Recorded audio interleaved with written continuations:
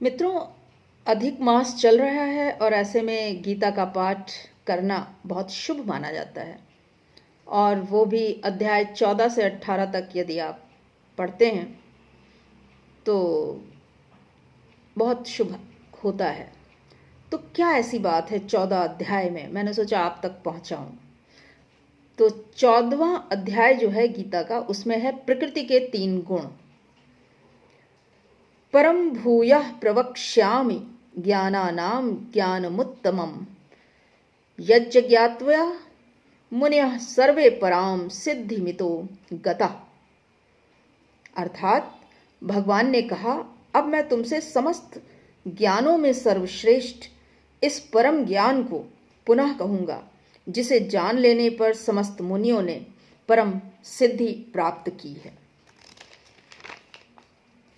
इदं ज्ञान मुपाश्रित्य मम साधर्म मागतः सर्गे अपि नोपजायन्ते प्रलये न व्यथन्ति च। अर्थात इस ज्ञान में स्थिर होकर मनुष्य मेरी जैसी दिव्य प्रकृति को प्राप्त कर सकता है। इस प्रकार स्थित हो जाने पर वह न तो सृष्टि के समय उत्पन्न होता है और न प्रलय के समय विचलित होता है। मम योनिर्महद् ब्रह्म तस्मै तार्भ दधाम्यहं संभवः सर्वभूतानां ततो भवति भारत। हे भरतपुत्र, ब्रह्म नामक समग्र भौतिक वस्तु जन्म का स्रोत है और मैं इसी ब्रह्म को गर्भस्थ करता हूं, जिससे समस्त जीवों का जन्म संभव होता है। सर्वयोनिषु कौन्तेय मूर्तयः संभवन्ति याः तासां ब्रह्म महद्योनिरहं बीज प्रदः पिता। अर्थात हे कुंती पुत्र, तुम यह समझ लो कि समस्त प्रकार की जीव योनियां इस भौतिक प्रकृति में जन्म द्वारा संभव है और मैं उनका बीज प्रदाता पिता हूं। सत्वं रजस्तम इति गुणाः प्रकृति संभवा निबंधनन्ति महाबाहो देहे देहीन्मव्ययम्। अर्थात भौतिक प्रकृति 3 गुणों से युक्त है। ये हैं सतो, रजो तथा तमो गुण। हे महाबाहु अर्जुन, जब शाश्वत जीव प्रकृति के संसर्ग में आता है तो वह इन गुणों से बंध जाता है। तत्र सत्वं निर्मलत्वात्व प्रकाशकं नामयम् सुख संगेन बध्नाति ज्ञान संगेन चानघ। अर्थात हे निष्पाप, सतोगुण अन्य गुणों की अपेक्षा अधिक शुद्ध होने के कारण प्रकाश प्रदान करने वाला और मनुष्यों को सारे पाप कर्मों से मुक्त करने वाला है। जो लोग इस गुण में स्थित होते हैं वे सुख तथा ज्ञान के भाव से बंध जाते हैं।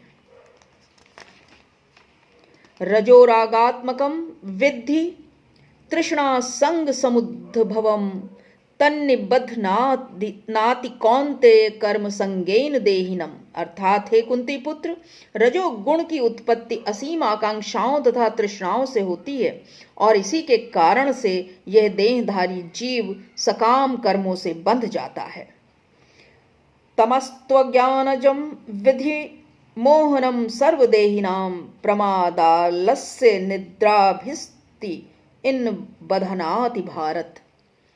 अर्थात हे भारत पुत्र, तुम जान लो कि अज्ञान से उत्पन्न तमोगुण समस्त देहधारी जीवों का मोह है। इस गुण के प्रतिफल पागलपन, आलस्य तथा नींद हैं, जो बद्ध जीव को बांधते हैं।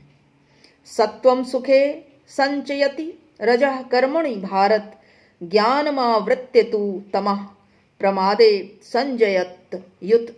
अर्थात हे भारत पुत्र, सतोगुण मनुष्य को सुख से बांधता है, रजोगुण सकाम कर्म से बांधता है और तमोगुण मनुष्य के ज्ञान को ढक कर उसे पागलपन से बांधता है। रजस्तमश्चाभिभूय सत्वं भवति भारत रजः सत्वं तमश्चैव तमः सत्वं रजस्तथा। हे भरतपुत्र, कभी कभी सतोगुण, रजोगुण तथा तमोगुण को परास्त करके प्रधान बन जाता है, तो कभी रजोगुण सतो तथा तमोगुणों को परास्त कर देता है, और कभी ऐसा होता है कि तमोगुण सतो तथा रजोगुणों को परास्त कर देता है। इस प्रकार श्रेष्ठता के लिए निरंतर स्पर्धा चलती रहती है। सर्वद्वारेषु देहेऽस्मिन् प्रकाश उपजायते, ज्ञानम यदा तदा विद्या द्विवृद्धम सत्वमित्युत। अर्थात सतोगुण की अभिव्यक्ति को तभी अनुभव किया जा सकता है जब शरीर के सारे द्वार ज्ञान के प्रकाश से प्रकाशित होते हैं। लोभः प्रवृत्तिरारंभः कर्मणामश्मः स्पृहा रजस्येतानि जायन्ते विवृद्धे भरतशर्भ। अर्थात हे भारतवासियों में प्रमुख, जब रजोगुण में वृद्धि हो जाती है तो अत्यधिक आसक्ति, सकाम कर्म, गहन उद्यम तथा अनियंत्रित इच्छा एवं लालसा के लक्षण प्रकट होते हैं। अप्रकाशो अप्रवृत्तिश्च प्रमादो मोह एव च तमस्येतानि जायन्ते विवृद्धे कुरुनंदन।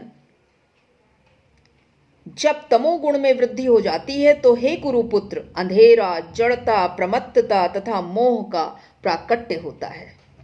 यदा सत्वे प्रवृद्धे तु प्रलयं याति देहभृत् तदोत्तम विदाम लोकान मलान प्रतिपद्यते। अर्थात जब कोई सतोगुण में मरता है तो उसे महर्षियों के विशुद्ध उच्चतर लोकों की प्राप्ति होती है। रजसि प्रलयं गत्वा कर्म संगिषु जायते तथा प्रलीन तमसि मूढ़ योनिषु जायते। जब कोई रजोगुण में मरता है तो वह सकाम कर्मियों के बीच जन्म ग्रहण करता है, और जब कोई तमोगुण में मरता है तो वह पशु योनि में जन्म धारण करता है। कर्मणः सुकृत्यस्याहु सात्विकं निर्मलं फलम रजसस्तु फलम दुखम ज्ञानम तमसः फलम। अर्थात पुण्य कर्म का फल शुद्ध होता है और सात्विक गुण कहलाता है, लेकिन रजोगुण में संपन्न कर्म का फल दुख होता है, और तमोगुण में किए गए कर्म मूर्खता में प्रतिफलित होते हैं। सत्वात् संजयते ज्ञानम रजसो लोभे च प्रमाद मोहो तमसो भवतो अज्ञानमेव च। अर्थात सतोगुण से वास्तविक ज्ञान उत्पन्न होता है, रजोगुण से लोभ उत्पन्न होता है, और तमोगुण से प्रमाद, मोह तथा अज्ञान उत्पन्न होते हैं। ऊर्ध्वं गच्छन्ति सत्वस्था मध्ये तिष्ठन्ति राजसा जघन्य गुण वृत्तिस्था अधो गच्छति तामसा। सतोगुणी व्यक्ति क्रमशः उच्च लोकों को ऊपर जाते हैं, रजोगुणी इसी पृथ्वी लोक में रह जाते हैं, और जो अत्यंत गर्हित तमोगुण में स्थित है वे नीचे नरक लोकों को जाते हैं।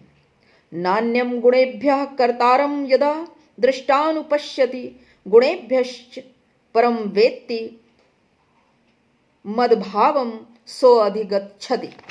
अर्थात जब कोई यह अच्छी तरह जान लेता है कि समस्त कार्यों में प्रकृति के तीनों गुणों के अतिरिक्त अन्य कोई कर्ता नहीं है, और जब वह परमेश्वर को जान लेता है तो इन तीनों गुणों से परे है, तो वह मेरे दिव्य स्वभाव को प्राप्त होता है। गुणाने तान तीत्य त्रीन देही देह समुद्भवान जन्म मृत्यु जरा दुखय विर्मुक्तो मृतम श्नुते। अर्थात जब देहधारी जीव भौतिक शरीर से संबद्ध इन तीनों गुणों को लांघने में समर्थ होता है तो वह जन्म, मृत्यु, बुढ़ापा तथा उनके कष्टों से मुक्त हो सकता है और इसी जीवन में अमृत का भोग कर सकता है। अभी तक कृष्ण अर्जुन से ये बात कर रहे थे। अब अर्जुन कृष्ण से पूछते हैं। अर्जुन ने पूछा, हे भगवान, जो इन तीनों गुणों से परे है वह किन लक्षणों के द्वारा जाना जाता है, उसका आचरण कैसा होता है और वह प्रकृति के गुणों को किस प्रकार लांघता है।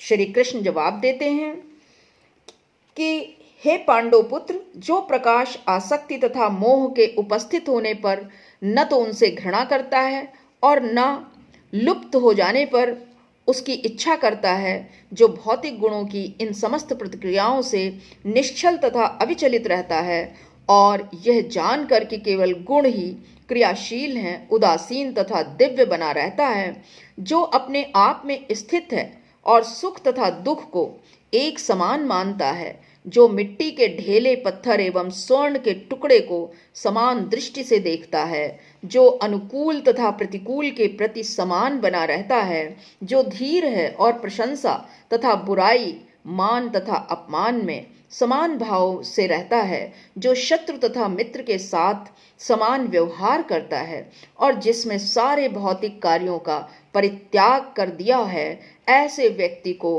प्रकृति के गुणों से अतीत कहते हैं।